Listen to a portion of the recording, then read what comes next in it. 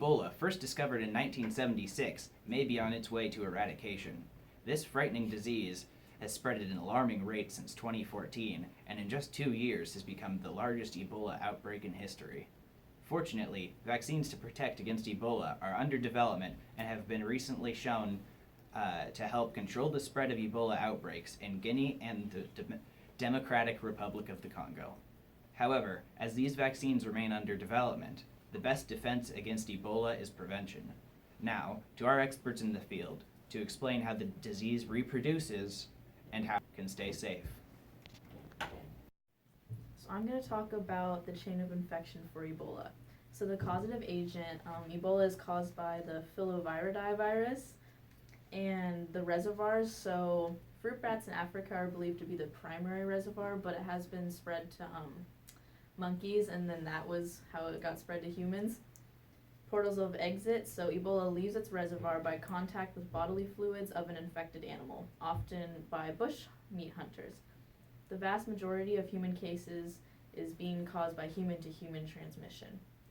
Modes of transmission is transmission between humans occurs by contact of skin or mucous membranes with the body fluids of an infected person. Viral particles are found in all body fluids, blood, tears, saliva, breast milk, diarrhea, vomit, urine, sweat, and oil glands of the skin, and semen. So portals of entry, Ebola enters the human body through breaks in the skin, including microabrasions, and splashes on mucous membranes. So who is more susceptible? So like we said earlier, it's healthcare givers that are in contact with patients, but also 60% of cases with Ebola have been adults over 30 years of age. People who are at higher risk are caregivers such as us in the medical facilities because we are in the most contact with the patients, which is how Ebola is spread. Some preventions are materials that are touched by the infected person, such as body fluids, medical waste, and used PPE must be discarded and destroyed as infectious medical waste. Non-disposable items like rubber boots, furnitures, and building structures must be professionally discontaminated. PPE includes full body coverage with hood, mask or face shield, a tight-fitting respirator, boots or shoe coverings, and double gloving. A buddy system should be used for dressing and disrobing, as removing PPE is a point of frequent contamination.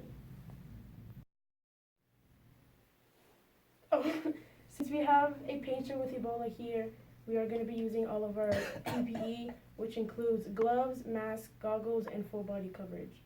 Yes, and some of the symptoms that you may experience with having Ebola, the patient may be experiencing, is high fever levels, also fatigue, they include headaches, as well as continuous vomiting, abdominal pain, they can experience diarrhea, coughing, and as well as mucous membranes and skin rashes, and those are some of the symptoms that they may experience, and there's many more.